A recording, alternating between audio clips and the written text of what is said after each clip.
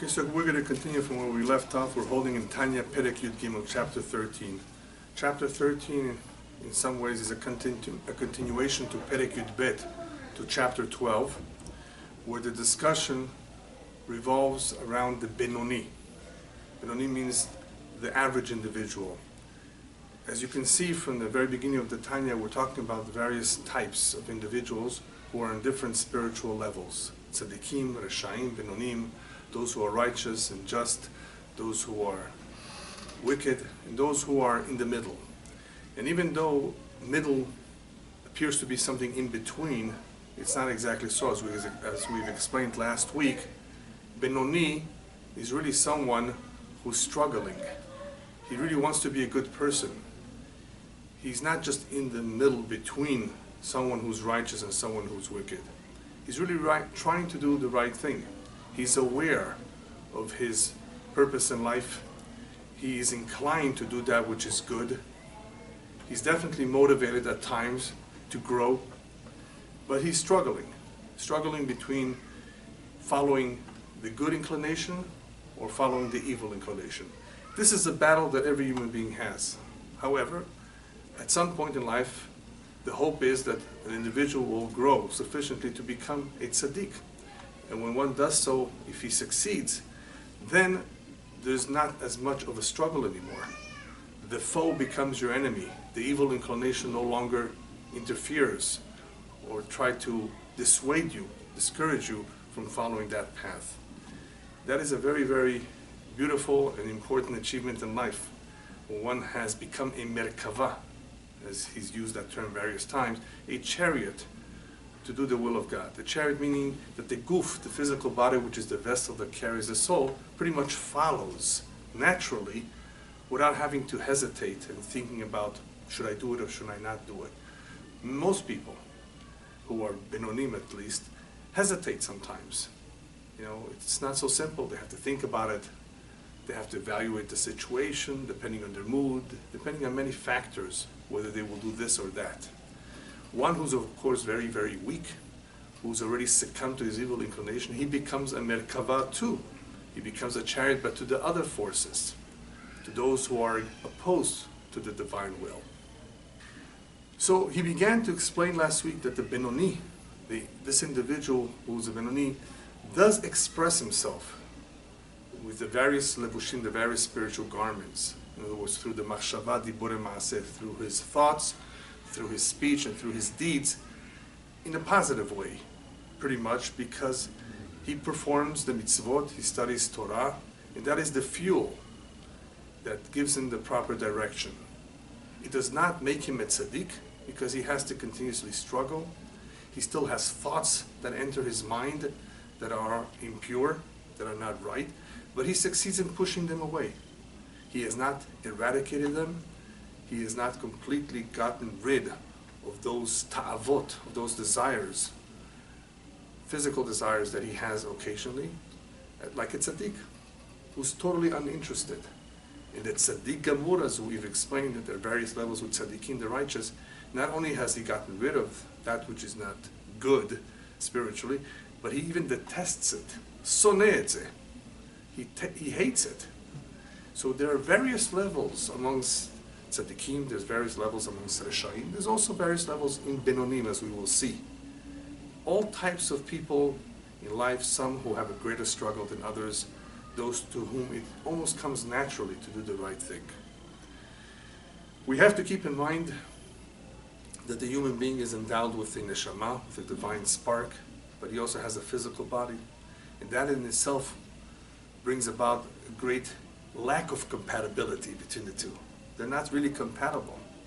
The neshama naturally, intrinsically wants to do the will of Hashem, and the guf is interested about enjoying life. So actually the two don't get along very, very well. The Torah teaches the Jew how to sanctify this physical body, basically, so that the body should also want to do the will of Hashem. That is partially, if you can say so, the goal of the mitzvot. It's not just that we will be rewarded in the world to come. That's the world to come, but what about this world? There's a lot to accomplish in this physical world. Otherwise, why bring us down here? Let us just stay up there in the spiritual world, where the neshama will not sin. No, the whole idea is to elevate the physical to the spiritual. And that can come about only by doing the mitzvot. The word of Hashem, and how to elevate that which He created in the physical world to a spiritual level. He shows us how. He teaches us how. The Jew is entrusted with this mission, amongst other things, to be a light into the world, to obviously conduct himself in a certain way, but in the end, the goal is to elevate. And you cannot elevate the world if you cannot elevate yourself. How could you be a model for others? How could you teach others properly, successfully, if you do not follow the rules? In other words, you have to teach by example.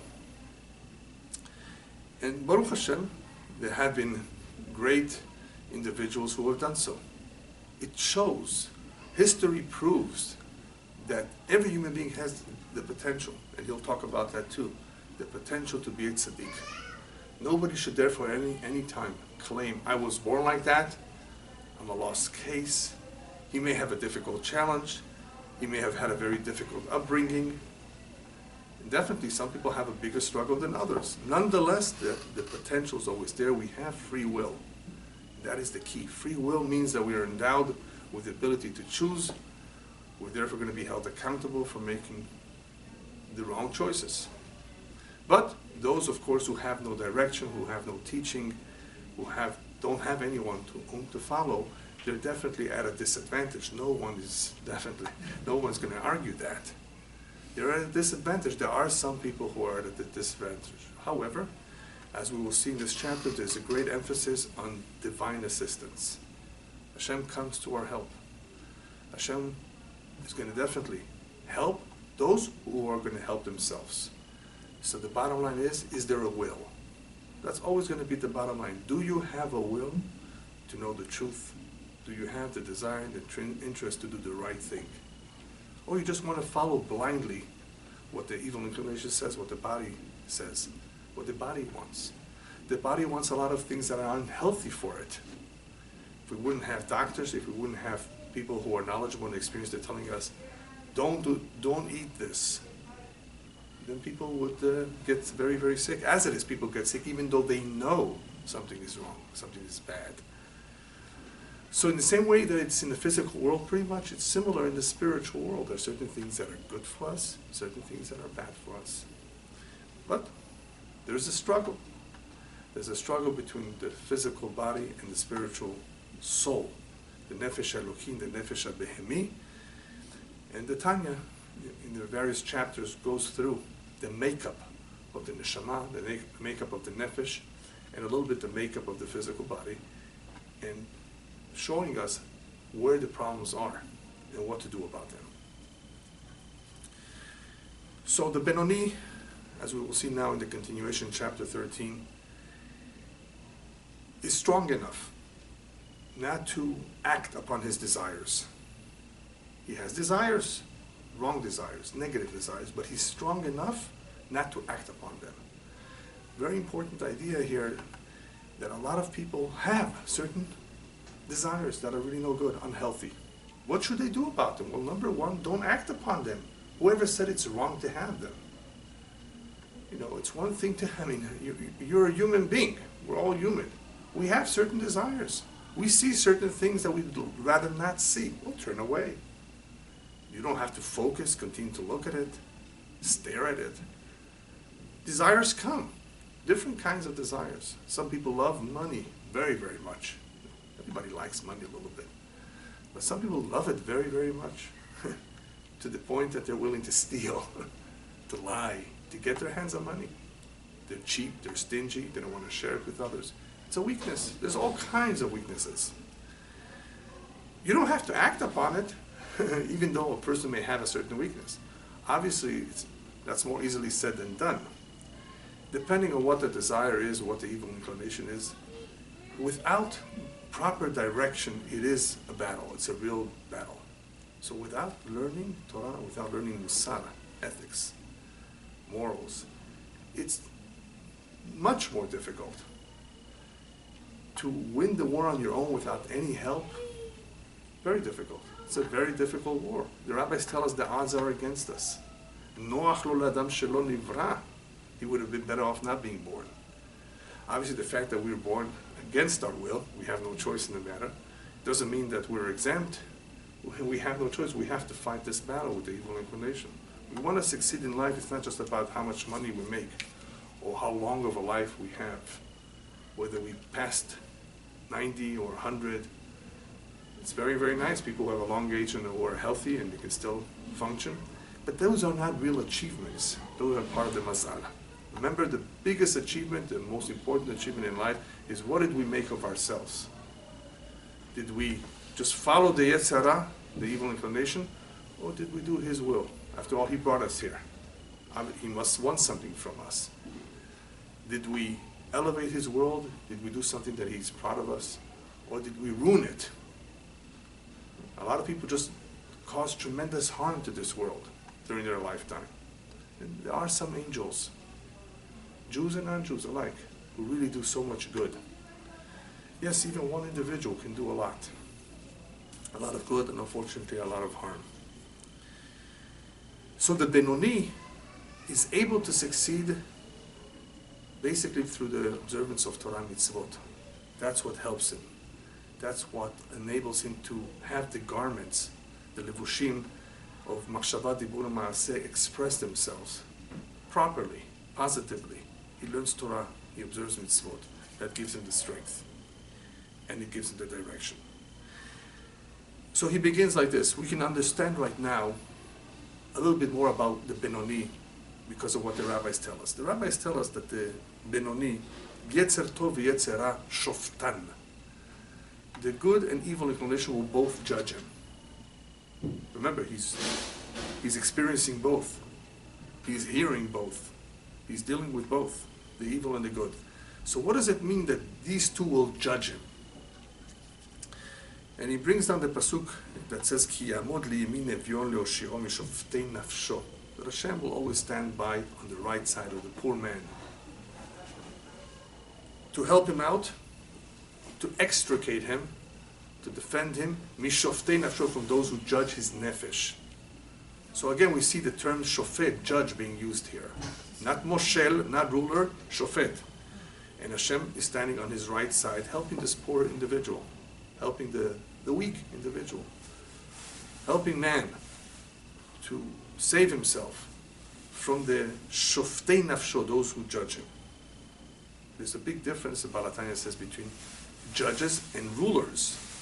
In other words, these powers, these inclinations, good and bad, are being called shoftei and not moshlei. They didn't take over. They don't rule the body, but they judge the body. Very important point, he says, because don't get the wrong idea that a Benoni is half-half. That he has rulers, both rulers, the good and the bad, and he sometimes does good and sometimes does bad. No. If that would be the case, then he would be more like a Rasha. He's actually doing bad things, but he's not. We said he's not doing bad and good. He's for the most part doing good things.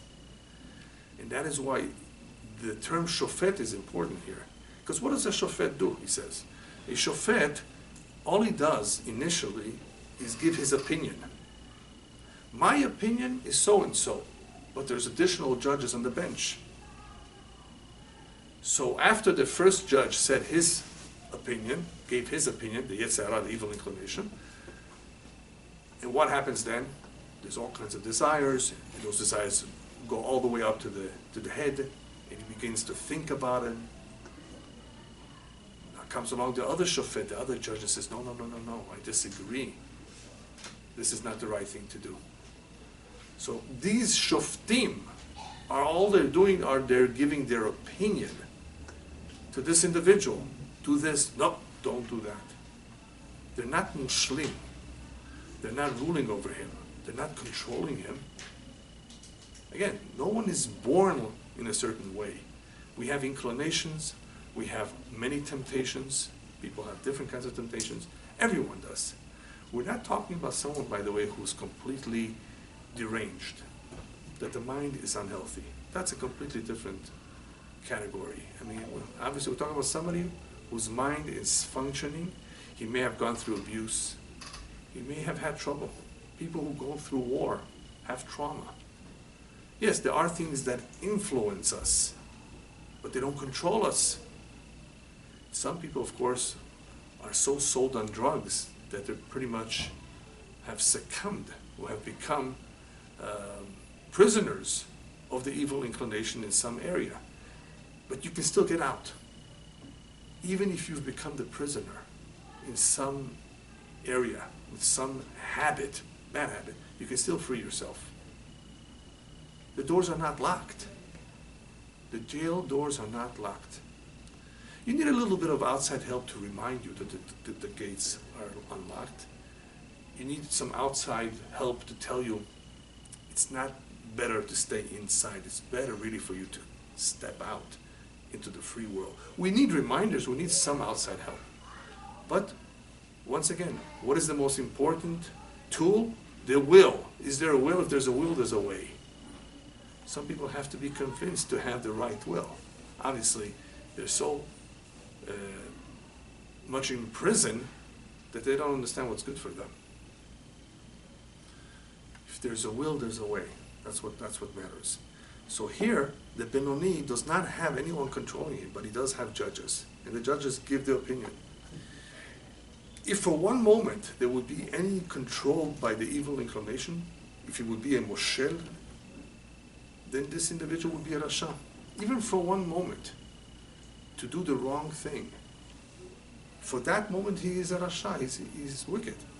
He may later do teshuvah, he may repent. So it has to be that there's no one controlling him. But there are, at all times, judges, those who are giving their opinion.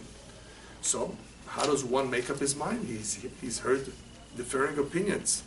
So, even though the nefesh behemi, the animal spirit, has given his opinion, comes along the nefesh eloki, the divine spark is very powerful. It's divine. And we said last week that it does have some advantages in some ways. Comes along the divine spark in him and influences the Yetzirah Tov, of course, or awakens the good inclination in him to direct him to oppose that other opinion. And how does he do that?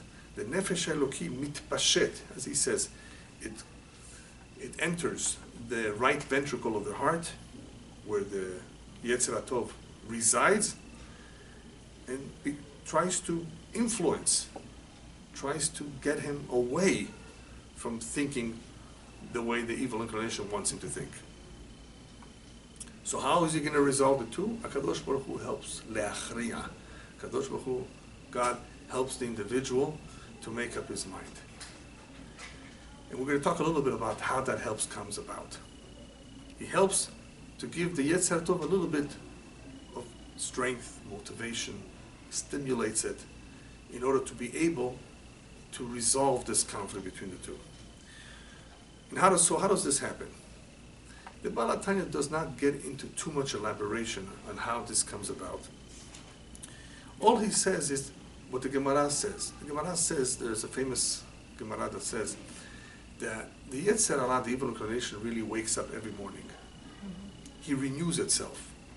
He masquerades himself too. And you may not recognize him.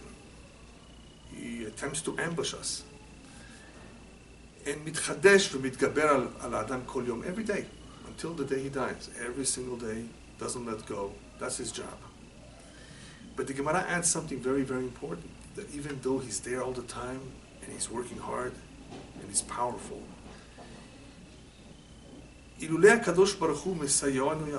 wouldn't be for Hashem's help, you would not win.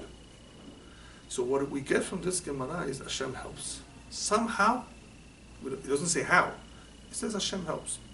So the Baal Tanya, from a more Hasidic or Kabbalistic perspective, tells us that this help comes in the form of light, the spiritual light, Hashem's light, the divine light, through the Nefesh HaEloki, of course, that is able to drive away or to overcome the sichlut, the folly, in people's mind. People are full of folly. They're crazy. In other words, they sometimes think something very rashly without giving it too much thought. We're talking about people that are aware, familiar, informed about what is right and what is wrong, but still they commit the wrong. We're not talking about someone who did not know, who did something unintentionally.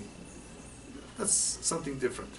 So we're talking about someone who knows this is right, this is wrong. Then why do what's wrong? The Ruach Shtut, we called it last week. It's the spirit of folly that enters him momentarily. Later, perhaps, he regrets it, depending if he's a Benoni or a Rasha. An evil man, a wicked individual, does not regret so fast. He's not remorseful. A good individual who's a Benoni has his moments of regret because he has a lot of goodness in him. The divine spark is not asleep. It's not extinguished. So that light of Hashem comes in to drive away that folly, and as we've explained in the past, it's so powerful that it drives away the folly in the same way one candle drives away the darkness in the room. Light has a tremendous advantage over darkness, we know that. But did we know how powerful that light is? That even one candle, a small flashlight, when it's dark, when the electricity comes down, even a small little light can do a lot. A little bit of knowledge of God can do a lot to the individual, to point him to the right direction. How could you do this? Don't you realize how bad this is for you? Life is so short. What are you doing with yourself?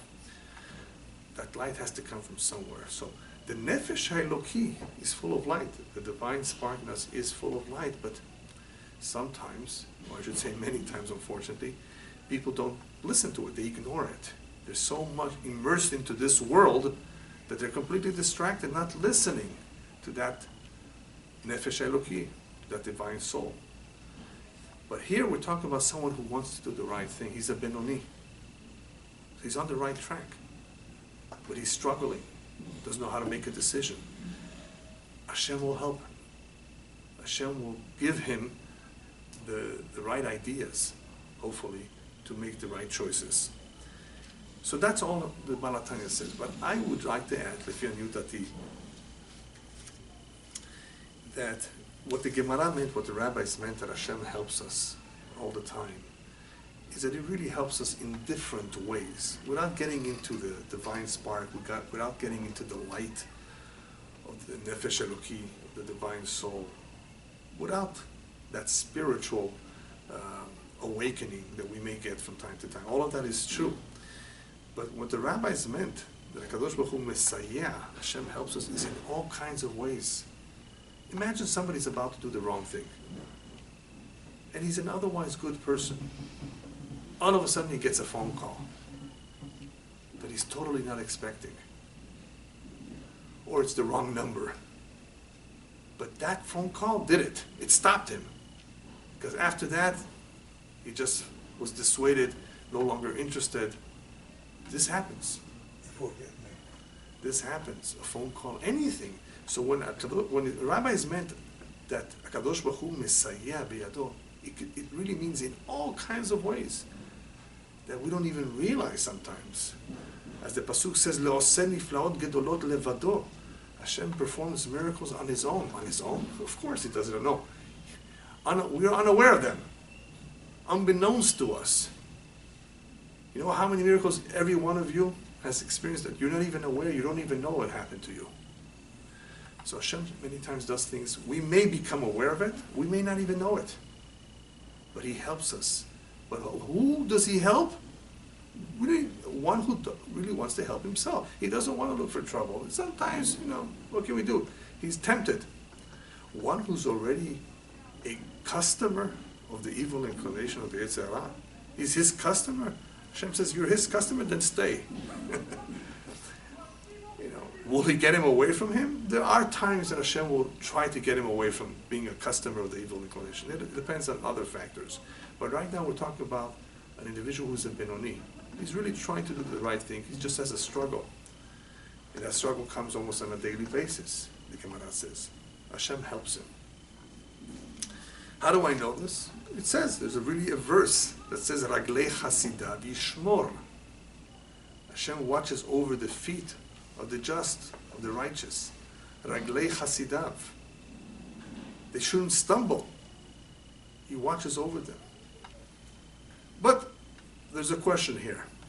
The question is, last week we spoke about how the mind has an advantage over the heart. From birth, logic. There's something in the brains, there's something in the mind that, if used properly, can deal effectively with the desires of the heart. We called it logic. Is it really worth it? What are the pros and cons of doing something? The problem is not everybody thinks properly before they do something and evaluate the situation. If they would, perhaps they would decide differently.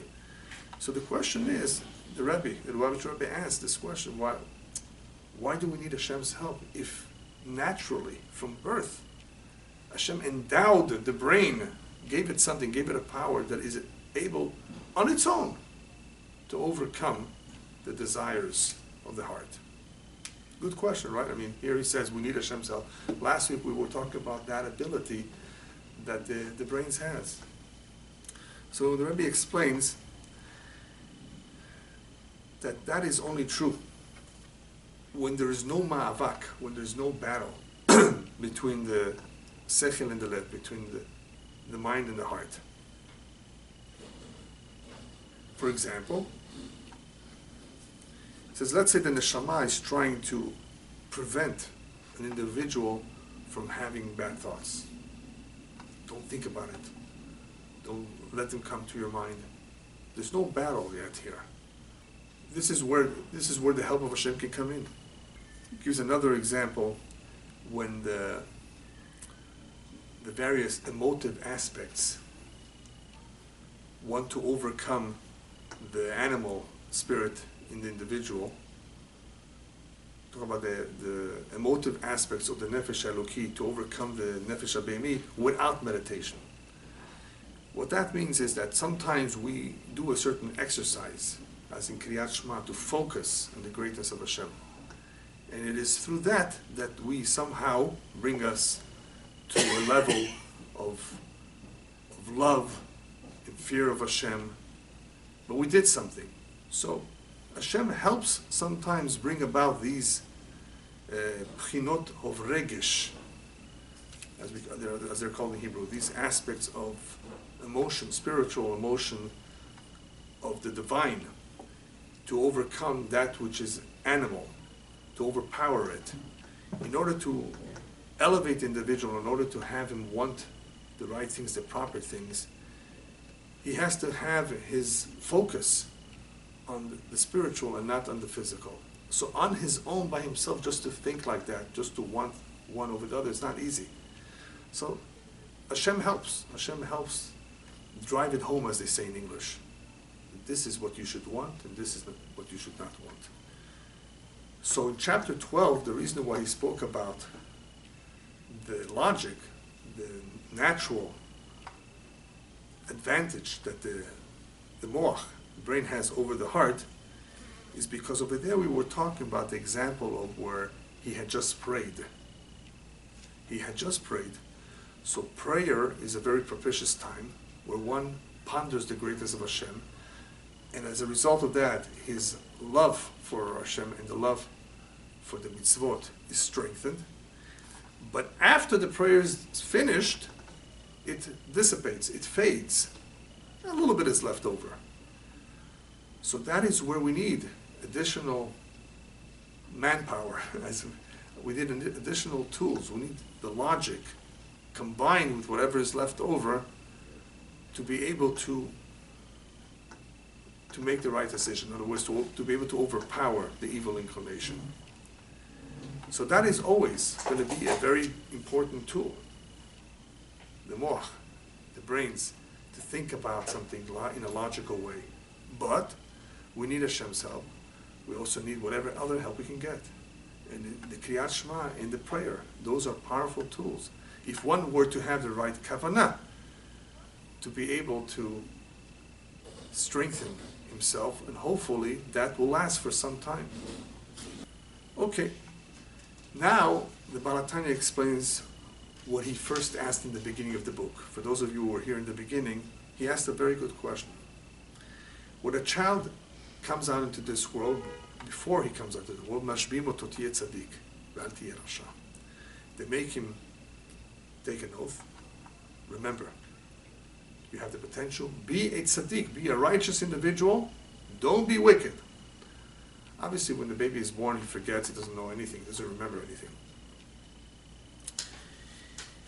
But he goes on to say that even after they made you take the oath, and you promise you will be, later on in life, when people tell you you are a tzaddik, you're in fact a righteous man, don't believe them. Always think of yourself kerasha. Ye kerasha. You should think of yourself as a rasha. Well, how does that fit in with what the rabbis tell us in Pirkei Avot? That was his question. Where they tell us there, Al tiyeh rasha bifnei atzmecha. Don't think of yourself as a rasha, as an evil individual. Wait a minute, he just told us that if the whole world tells you you're a tzaddik, don't believe them. Think of yourself kerasha. And here the rabbis start telling us, don't think of yourself like a rasha. So that was one of the questions he asked at the very beginning of the Tanya. So now he's come to the answer. Because we're talking about a Benoni. A Benoni, someone who's in the middle. The evil inclination in him, the potential to do evil, the desire to want certain things, is really in him in the same way it was from birth. It's raw. It's there. He wants the ta'avot of olam hazeh, the desires of this world. These desires were not mitbatel. They were never cancelled out like they were with a tzaddik. They were never pushed aside completely. The only thing that's good about him is that they don't have a shlita over his entire body. They don't control him. But they're there. With the tzaddik, they were canceled out as though they don't exist anymore. Here, they don't control him. Hashem helps him, obviously, but they're still there. So that is why the Benoni is kerasha. He's not a rasha, but he's like a rasha. There's a big difference. So when we started off saying in the very beginning, even if everybody tells you you're a tzaddik, you should look at yourself kerasha, like a rasha, because the ra is still there, the desires are still there. The Benoni did not get rid of them. He's not a tzaddik. You always have a lot of work to do, which is something we explained at the very beginning, that an individual should never think that he's accomplished everything, that he's a tzaddik, that there's no more growth to do. We're always growing, we're always learning. There's always work to do to refine. However, some individuals have a lot more work than others. So this is what he's saying here. This is the meaning of Benoni.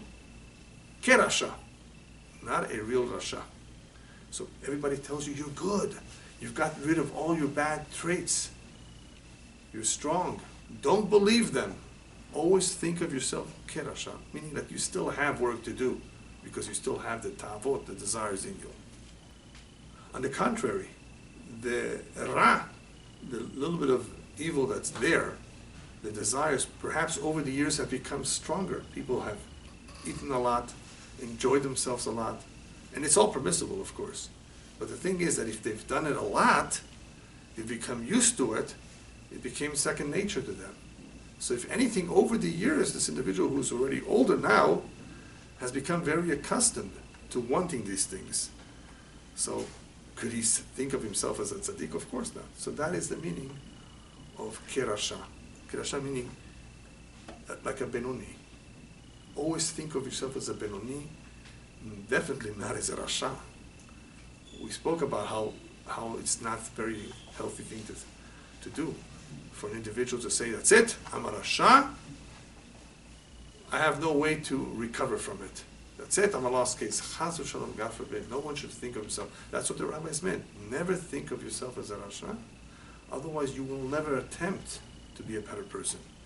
That's it, lost case. Husband and wife, many times they say, that's it, we're giving up. Why give up? Have you really tried?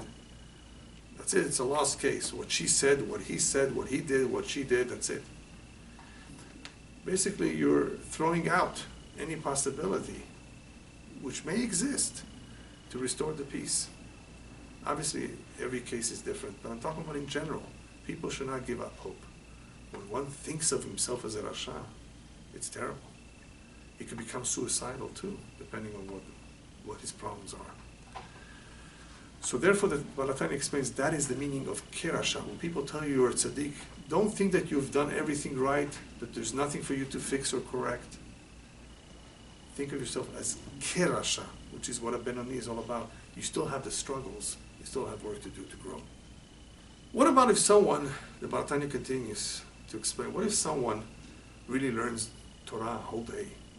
He's really a righteous man. He learns a lot. Does that mean that he's already a tzaddik?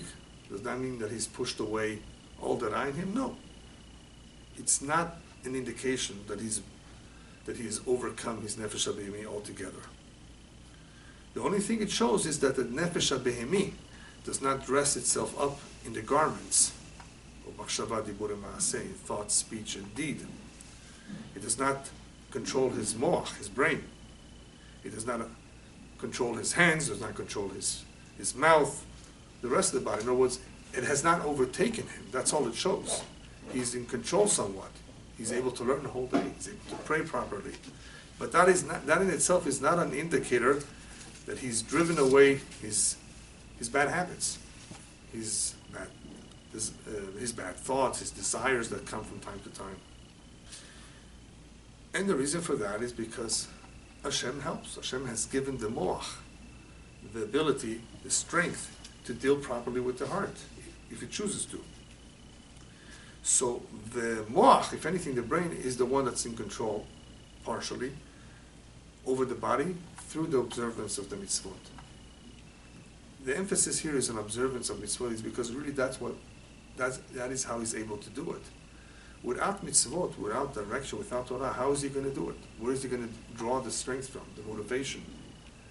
So he's able to dress himself up properly, spiritually speaking, in all the manifestations or expressions of machshava, dibur, and ma'aseh, thought, speech, and deed, in a healthy spiritual way through his nefesh eloki and not through his nefesh habehemi.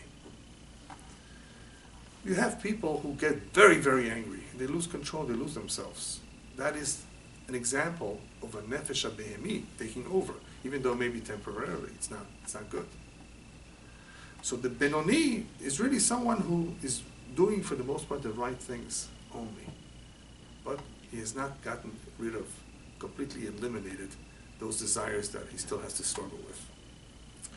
So why is he not called a tzaddik? Because his nefesh eloki, the essence of that spiritual soul in him, has not completely taken over, does not control completely the essence of the nefesh habehemi. They're both there. They're both trying to take over this little city called Guf, to be the rulers. But for the time being, they're both sharing. So since it has not taken over completely, he's not called a tzaddik. By the way, there are times when we've explained this several times. I gave various examples where one can be a tzaddik for the moment. There are times that the neshama is elevated to great heights. We said Kriyat Shema and Tefillah is one of those. The prayer saying the Shema, when he's awakened, if in fact he's inspired by it, if in fact he's focused properly, those moments that are propitious can really make him, transform him, make tzaddik for that moment, because what has happened to him is that all of a sudden, he didn't realize, but all of a sudden came out bursting a tremendous amount of ahava, of love, of awe for Hashem, or tears. You know, why do people break out in tears? Emotional tears. That emotion is so strong in him, whatever it is, that it bursts out in the form of water. I mean, obviously there's an anatomical explanation for it, of how these things occur, but spiritually speaking, emotions and feelings are very much connected to the spiritual world. It's the neshama is feeling something. It's not something just biological and physical. They're just acting according to certain neurons in the body. Something is awakened in the neshama that is expressed through tears. Tears coming from the element of water, which is what emotions are all about. So that form of expression is very, very powerful. And when it's sincere and it's lasting, it could really transform an individual. Music has a tremendous power. We talked about that. What it does to the individual. Music can motivate an individual, can elevate his mood and spirit, can do a lot for him, calm him down, and make him feel better. Who's enjoying it? Not the physical body. It's in the neshama. It's all the soul. It's spiritual. So there are times when a Jew, through prayer and other ways, can awaken to become like a tzaddik, but it doesn't always last. So the Baal HaTanya continues on to explain what has really happened during the prayer when the neshama was awakened, when the nefesh Eloki became very powerful, and all of a sudden he has what we call in Kabbalah mochin de gadlut, expansive consciousness. All of a sudden he sees something he may not have seen before. He's aware of something he wasn't aware before. All of a sudden he's awakened in such a way that he feels very motivated. He says, even that, which is powerful, is a small type of shlita. It's on a mini scale control. In other words, his soul is overtaking his spiritual soul. The nefesh Eloki is overtaking the nefesh Abemi on a mini scale. And this is compared to what? Compared to Yaakov and Esav, where the verse says, "Uleom meleom yematz." When one is up, the other one is down. Whenever Esav is up, Yaakov is down. Whenever Yaakov is up, Esav is down. They both cannot be up at the same time. So what that means is that it's not permanent. So it's on a mini scale, a form of control, a form of overpowering, but it's only momentarily. Soon, he will be back down. Now he has what I believe is a very, very important detail about this power that has just sprang into action. Where did it come from exactly? So he says the Nefesh Eloki, the divine soul in him, was able to overcome the animal spirit in him for the time being, in Makor HaGvurot, in the source of judgments. The source of judgment, which is Bina. Wow. For those who are not familiar with Kabbalah, this appears a little bit perplexing. What's that all about? He doesn't explain too much about that. But you will see it's not so difficult after all. In Kabbalah, the way the Sfirot are arranged, Gvurot, which is opposite Chesed, which is, right, you have the various Sfirot, you have Chokhmah, Binah, Badat, right? Then you have Chesed, and Gvura, and you have Tiferet, right? These are all lower. Gevurah, or Gevurot, derives from Bina above it. Derives, in other words, the shoresh, the root of Gvurot is from Bina. So when he says that it's in the Makor of Gvurot, he's able to overcome judgment, or able to overcome the Gvurot. In the Makor of Gvurot, in Bina, it's telling us that he succeeded to overcome that which is difficult to overcome. Gvurot is difficult, in a sense, because of Bina, the source. What's Bina? Understanding. So, here, the revelation is very, very interesting. That the ability to overpower the ta'avot, the desires of this world, the gevurot, which means also judgments, terrible decrees, dinim, all that negative power, if we can call it that, that can be done through the source of gevurot, called binah, understanding.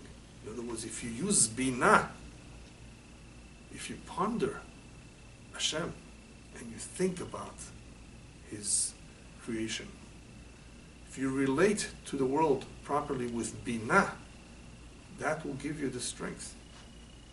Without binah, in other words, how are you going to do it?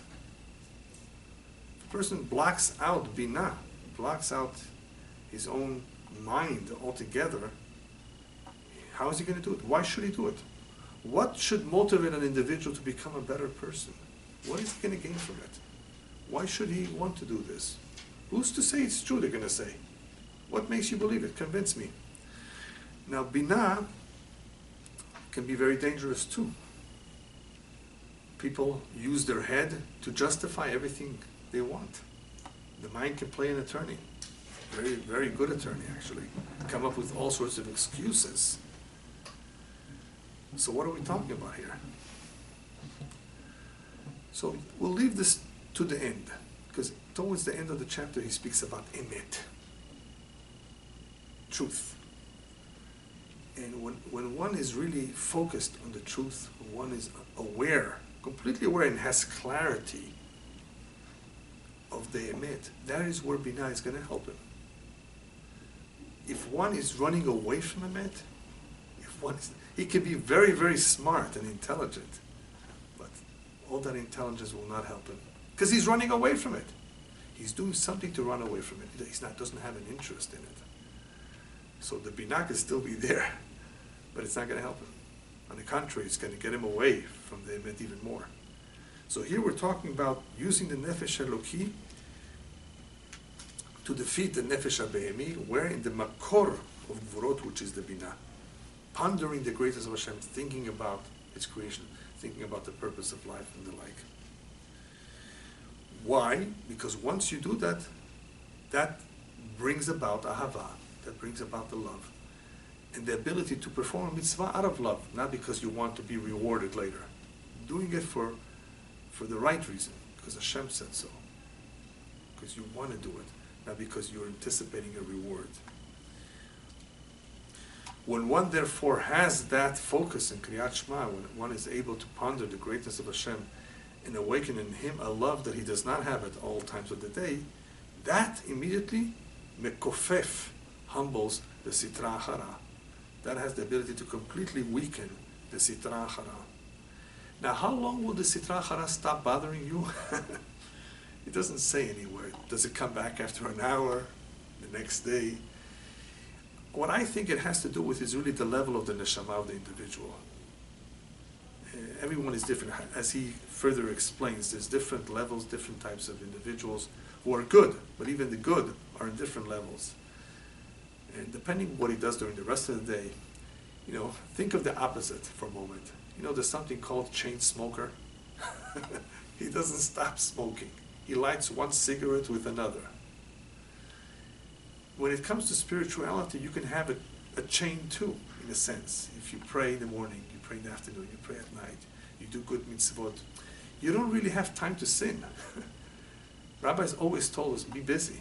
Occupy yourself with good things. Don't sit idle, because idleness leads to sin. It's not because you're doing something bad by being idle, but you're basically allowing those negative forces to enter. You want to fight them off. There are moments that we're not learning, there are moments that we're not praying. Yeah, that's when they sneak in. They can sneak in. But the purer the individual is, the less the chance that they will affect him. So even though we may have succeeded to overcome the sitra achara, the impure forces momentarily, it doesn't mean we defeated them entirely. With the tzaddik, they're pretty much defeated. And that is what David HaMelech says. He mentions the pasuk, "Belibi halal bekirbi." My heart is void of the evil inclination. he killed the evil inclination. So the heart is void of that. He doesn't have those desires. He doesn't want those things. Which is really a good description of a tzaddik, because what did we say before? A tzaddik mo'es bara. He detests, he hates that which is evil. Very important idea. Anyone who tolerates it, tolerates evil, tolerates wrong things, even though he doesn't do it. You tolerate him, that means you approve of it. If you don't say anything about it, you don't protest, you don't try to do something about it, that means you agree with it to some extent. A real tzaddik, mo'es, he hates, he detests that which is ra. He fights it. And there are some who don't fight it as much. So they're tzaddik she'eno gamur, we explained. He's not a complete tzaddik. You have various levels of tzaddikim. Some who tolerate it a little bit, some who don't tolerate it at all. They're so pure, they can't stand it. Okay, that's a tzaddik. So where does a benoni fit in? We've said a benoni is a good person too. Benoni is compared to one who's asleep. When one is asleep, he's not thinking of doing anything bad. He's asleep. He can wake up any moment from the sleep. So what that means is that here you have a benoni who's not doing anything wrong, but you know what? He can wake up at any given moment. He's not a tzaddik. That ra, that ta'ava, that which is wrong, bad, that the desires could come back. So now they went away during Kriyat Shema. Today he was a good boy. Who's to guarantee tomorrow he will be too? Maybe the temptation will be greater, more powerful tomorrow. He might succumb. Hopefully he will not. If he has enough Torah, he has mitzvot, he's using his brains, he will control himself. But can you assure that for sure? We said before, the Tanya said that he will never sin. Never sin based on his current status. But that may change. Everyone has free will. Don't think someone, just because he's become a good person, has gained the upper hand over the Yetzer Hara to the point where for sure he will never sin. No. Rabbi tells us, don't trust yourself till the day you die. What does that mean? That means because we have free will, anything can happen. But the reason why it's not going to happen so quickly, so easily, is because Hashem helps the tzaddik. Those who really want to do the right thing, they're not looking and asking for trouble. Hashem will protect them. And if they somehow got into the wrong place, Hashem will get them away from them. Hashem will get them away from there very quickly. So during the Kriyat Shema, the Benoni is asleep. Benoni meaning the ta'avot, the nefesh behemi in him, is asleep. That is why he doesn't desire the wrong things. During that time, the nefesh eluki is more powerful. So he brings down, that is why Rabbi in the Gemara always considered himself like a Benoni. Even though he never stopped praying, even though he never stopped learning, and he was always full of love for Hashem. To him, being like a Benoni means that it was like he was praying a whole day. The rabbis tell us, Alevai, it would be a good thing if a person could pray a whole day. Obviously, most people cannot do that. So that is what Rabbi meant when he said about himself, even though he was righteous. I'm just like a Benoni. What do you mean, just like a Benoni? That's all you are. I mean, you're a tzaddik. But he considered himself that because he thought of it like someone who's praying a whole day, which means that the nefesh habemi is asleep. It doesn't mean he won't come back. So he was always careful. He was always aware that he's not perfect, even though in reality he was a big tzaddik. This is really a higher level of Benoni, because an individual who's immersed in Torah most of the day, he's praying a lot, or praying longer than the average. This individual really is much more, is a much higher level than just the average Benoni. Even so, he's still called Benoni. So Rabbah considered himself like that because he was a whole day involved in doing something that would prevent him from doing that which was wrong. So here is an example of an individual who didn't have any ra in him at all. Still, he considered himself like a Benoni. Obviously, an important lesson to teach us that one should never think of himself as a tzaddik. Because perhaps it's just that today you were preoccupied with doing only good things, like prayer and the like, which is why you did not think of anything wrong. Towards the end of the Perek, he says that even though a Benoni has some love for Hashem, his avodah, his service of Hashem, is incomplete in comparison to the tzaddik. A tzaddik, a righteous individual, avodato, avodat amitit. In other words, his avodah shlema, is complete. And the Benoni, his avodah compared to the tzaddik, is not avodah emet. It's not completely truthful. It's not complete. Why? Because the avodah of the Benoni, cholefet, it's transitory. It's good now, then it goes away. It dissipates. It weakens. The tzaddik is always connected to Hashem. His love for Hashem is there all the time. He's focused all the time. Lo cholefet, it does not go away. So compared to the tzaddik, the Benoni is not doing any avodah or any complete avodah. Why not? He's doing something. No. Something which is amiti, anything that is truthful, is constant. It's permanent. Emet v'yatziv. Something which is all the time there. If it's not all the time there, then it's not truth. And he brings down the pasuk, Sfat emet tikon la'ad ve'ad argia leshon shaker. In other words, one who is truthful, whose speech is only truth, that is permanent. That will stay around forever. One that is lashon shaker, that speaks falsehood, ve'ad argia, that is only temporary, it will not last. Falsehood does not last. It will eventually fail. Truth will last. So sfat emet, one who is truthful, speaks the truth, it will have a lasting effect. It has permanence. So we see the difference between the two. That only that which is emet, only that which is permanent, which is lasting, is emet. So what is he saying? That if we compare Benonim to Tzaddikim, the Benoni is not emet. His avodah is not considered truthful, was not considered complete. Even though we said that it awakens in the middle of the prayer. So why is a Benoni nonetheless on a very high level, on a good level, on a positive level, if it's not emet? Well, it's not emet or complete compared to the tzaddik. It is emet on his level, which is a revolutionary idea here, because since when do we have more than one emet? It's true, emet is only one. Either something is true or not true. But here, towards the end of the chapter, the Tanya tells us that it is possible to have emet on various levels.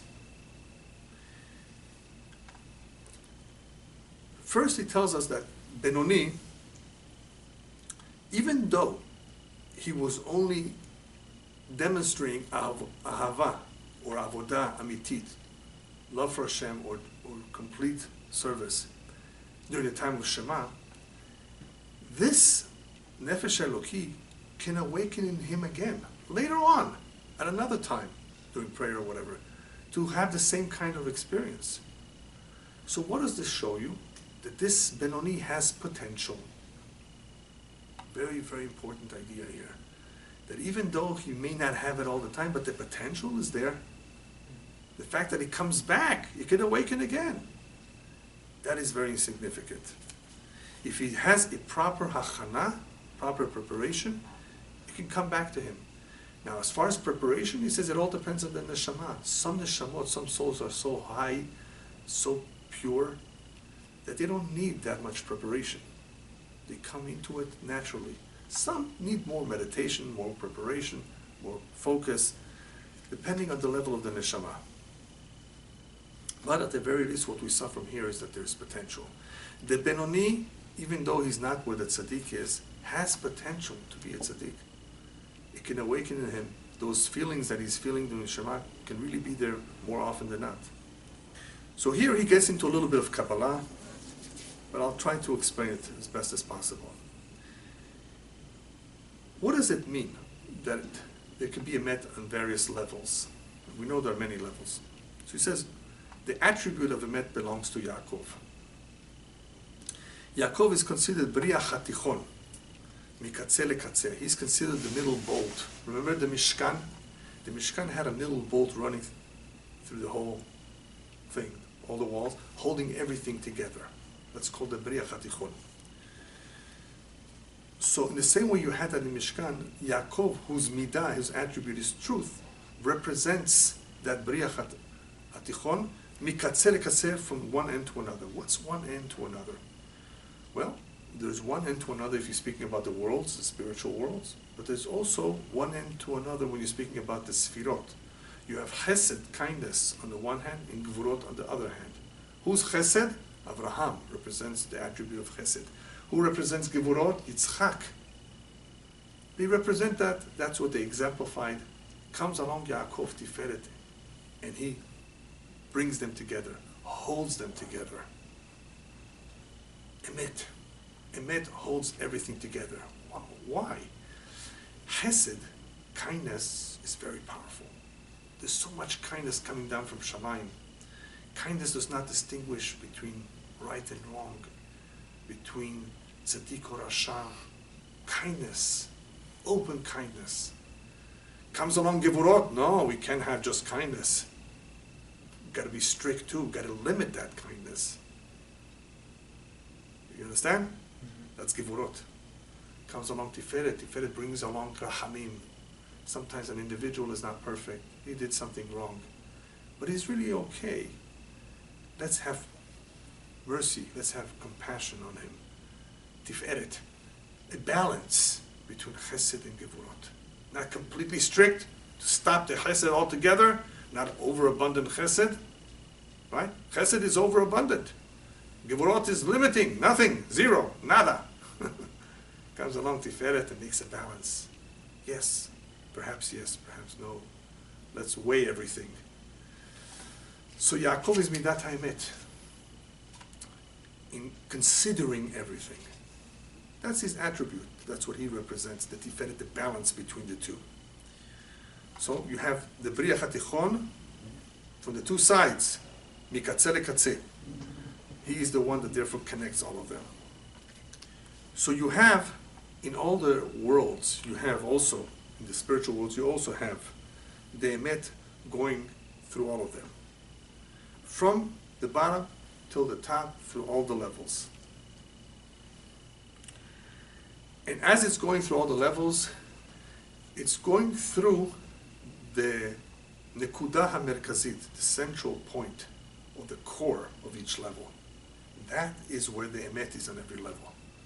As it's going through the mahut, the central core or essence of that level. In other words, that level is a level nonetheless.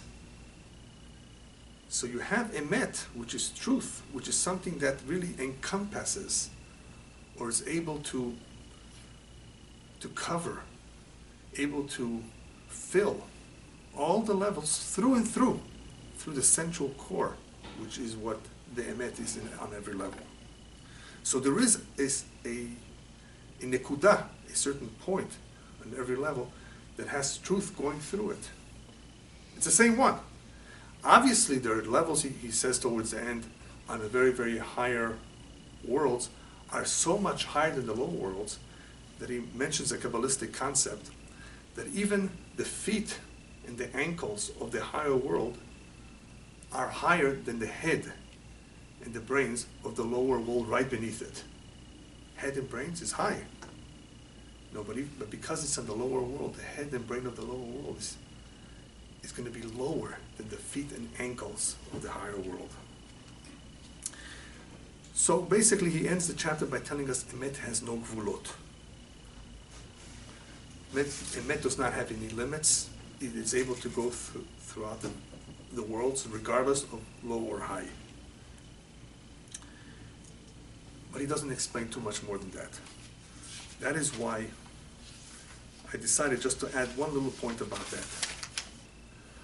I think this one this point will clarify a little bit what he's saying. When we're talking about the worlds being all connected, the truth passing through all of them, it's because they are really connected, even though there's lower and higher. And the best way to understand this is through Chut HaShidra, the spinal cord. The spinal cord connects from the head until the procreating organs, I guess you can call them, right? Yes. It carries the whole body. It connects them all. God forbid, if that gets damaged, the individual can become paralyzed. Very important part of the human being. So that spinal cord really not only holds the whole structure, the human body together, everything goes through it. It connects everything. So the same thing with the spiritual worlds. The emet running through them connects them all, because they're all emet. On a different level perhaps, and the lower level is incomplete compared to the higher level. Okay, it's compared, but it doesn't mean that it's not emet. And the reason why it's still called emet is because of a word called potential. Every human being has potential. Every human being has the Nefesh Elokim, therefore has that potential of getting to the emet if he wants to. And that is really the key to understanding what he's saying here. How could there be emet on a lower level? Because whoever wants the emet, hachoter laemet, yavo laemet. If you're searching for the truth, then you're already on the right track. You're already into the emet. There are people who are not there. But if you're there already, even though you're not there completely on all the way on the top, about the hotel, you want it. You want it, Hashem will help you get there. So the fact that one wants to know the truth, wants to live by the truth, wants to do everything right, he's already on the level of emet, on a lower level compared to the higher level. But that's still emet. You follow me? So it's the same emet, just that on the lower step. The stairwell goes up. He may be all the way at the bottom, but it's the same stairwell that's connecting the bottom floor to the upper floor. That is how powerful emet is, that it has the ability to Bezat Hashem carry us all the way to the top. Amen.